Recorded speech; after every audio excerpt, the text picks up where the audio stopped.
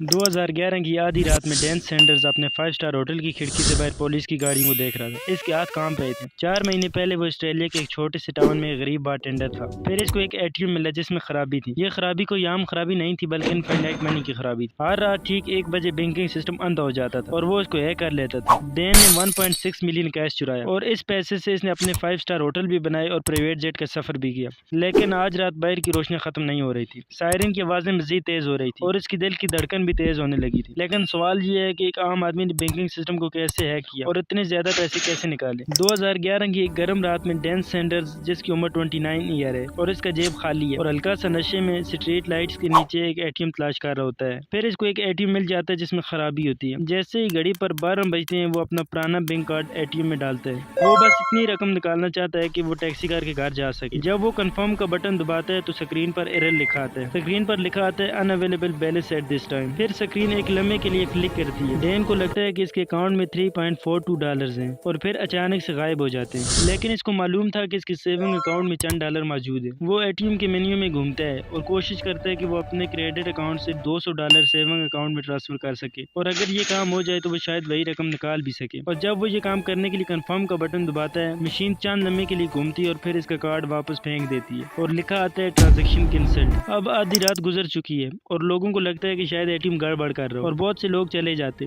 लेकिन डैन अपना कार्ड दोबारा मशीन में डालता है और इस बार $200 विड्रॉ करता है और वो भी सेविंग अकाउंट से जो तकरीबन खाली है। इस बार मशीन से क्लिक की आवाज आती है और मशीन $200 विड्रॉ कर देती है। डैन नोटों को दोबारा गिनता है कि ये असली हैं लेकिन इनका सीरियल नंबर अलग अलग है। डैन जब एटीएम में छत की तरफ देखता है तो उसे एक कैमरा नजर आता है। उसको लगता है कि कैमरे में सब कुछ रिकॉर्ड हो रहा है। डैन परेशान हो जाता है कि इस कैमरे ने सब कुछ रिकॉर्ड कर लिया। फिर डैन अपने हाथों में नोटों की तरफ देखता है और कहता है कि ये मुमकिन नहीं था लेकिन मुमकिन हो गया। फिर वो वापस बाहर गली में जाकर नजर दौड़ाता है कि कोई अलार्म नहीं, कोई सिक्योरिटी नहीं। घर जाने से पहले वो खुद को रोक नहीं पाता और दोबारा से एटीएम को टेस्ट करने लगता है। डैन गहरी सांस लेता है और इसी रात तीसरी मरतबा अपना कार्ड एटीएम मशीन में डालता है। लेकिन इस बार डैन $500 सेविंग अकाउंट में ट्रांसफर करता है और $500 कैश निकालता है जो मशीन इसको दे देती है। फिर से वो $600 ट्राई करता है। मजीद फिर मशीन इसको कैश दे देती है। डैन सड़क पर जोर जोर से हंसता है और हैरान भी है। लेकिन जब वो घर की तरफ लौटता है तो उसका वॉलेट नोटों से भरा होता है। लेकिन इसके दिमाग में अजीब सवाल पैदा होते हैं कि कल अगर बैंक को सब पता चल जाए तो मेरी जिंदगी खत्म हो जाएगी। लेकिन फिर वो सोचता है कि क्या होगा अगर वो सुबह ही ना आए और बैंक को भी पता न चले। फिर वो सुकून की नींद लेता है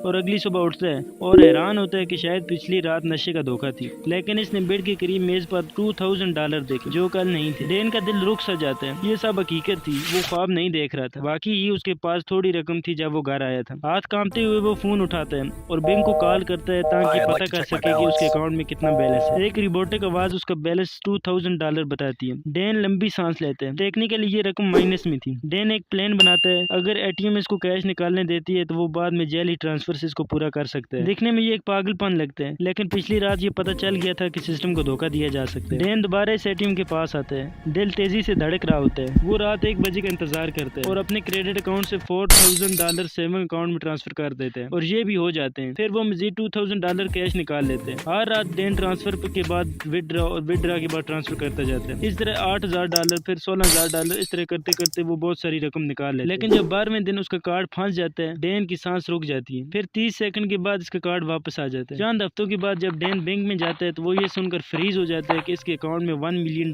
से ज्यादा रकम मौजूद है। अब डैन जेली दौलत के साथ एक बिलियनर जैसी जिंदगी गुजारता है और वो बार टेंडर की नौकरी भी छोड़ देता है और बॉस को कहता है कि अब इसकी जरूरत नहीं है मुझे। अगले दिन वो अपने लिए BMW खरीद लेते हैं और एक VIP हाउस किराए पर ले लेते हैं। घड़ियां, सूट, वो सब कुछ जिसकी कभी वो ख्वाहिश रखता था। हर रात वो मजीद चंद डॉलर ट्रांसफर करता है। अब भी वो एटीएम को धोखा दे रहा है। डैन यूरोप, थाईलैंड जाता है और जहाँ भी जाता है एटीएम इसकी बात मान लेते हैं। डैन अजनबियों के लिए ड्रिंक्स खरीदता है, वेटर्स को टिप देता है और चैरिटीज में भी रकम देता है जैसे कोई रॉक स्टार हो। अब ये पागलों की तरह रकम उड़ाने लगता है। एक किश्ती पर सफर करता है और $5000 पे कर देते हैं। लेकिन जल्दी इस सिस्टम ये नोटिस करने लगता है। एक बैंक रातों रात होने वाली इस अजीब ट्रांसफर को नोट कर लेते हैं। फिर चंद हफ्तों में ये पैटर्न फ्रॉड डिपार्टमेंट तक पहुंच जाता है कि कोई इस सिस्टम को हैक कर रहा है। वो ट्रांजैक्शन हिस्ट्री को ट्रेस करते हैं और आखिरकार तमाम रास्ते एक ही नाम पर जाकर रुकते हैं जिसका नाम है डैन सैंडर्स। इस वक्त डैन सैंडर्स हांगकांग में मौजूद होता है। वो इस चीज से बेखबर होता है कि इसके साथ क्या हो रहा है। अचानक से इसके सारे अकाउंट ब्लॉक हो जाते हैं। अब वो समझ जाता है कि इसका खेल खत्म हो चुका है। अब डैन सो नहीं पाता। बाहर बजने वाला हर एक सायरन इसके लिए एक मुसीबत होता है। इसके हाथ कांपते हैं और हर चंद मिनट बाद वो खिड़की से बाहर देखता है। अब वो फिर से फोन उठाता है और बैंक को कॉल करता है कि इसका बैलेंस कितना है। बैंक मैनेजर कहता है कि सर अब ये पुलिस का मामला मामला है, हम इस बात पर कुछ नहीं कह सकते। इस कॉल के बाद 1 घंटा गुजरता है, फिर दूसरा, फिर दिन, फिर महीने गुजर जाते हैं, लेकिन डैन गिरफ्तार नहीं होता। अब दिन हफ्तों में और हफ्ते महीनों में बदल जाते हैं, बस इंतजार एक सजा बन जाती है। अब वो फैसला करता है कि सबको यूनियन को बता देना चाहिए। पुलिस डैन को इसलिए गिरफ्तार नहीं करती क्योंकि वो मजीद एविडेंस तलाश कर रही होती है। 2013 में वो एक अखबार पर अपनी पूरी कहानी बताते हैं। पुलिस फिर इसको गिरफ्तार कर लेती है और अदालत में पेश करती है। इसको 1 साल कैद की सजा सुनाई जाती है और वो अपनी सजा काटने के बाद दोबारा बाहर आते हैं, लेकिन इस बार बदला हुआ होता है। अब डैन के पास ना तो प्राइवेट जेट थे और ना ही 5 स्टार होटल। फिर से वो बार टेंडर की नौकरी शुरू कर देते हैं। इस बार उसको एहसास होता है कि सुकून की कीमत क्या है। If you like this video please like and subscribe my YouTube channel.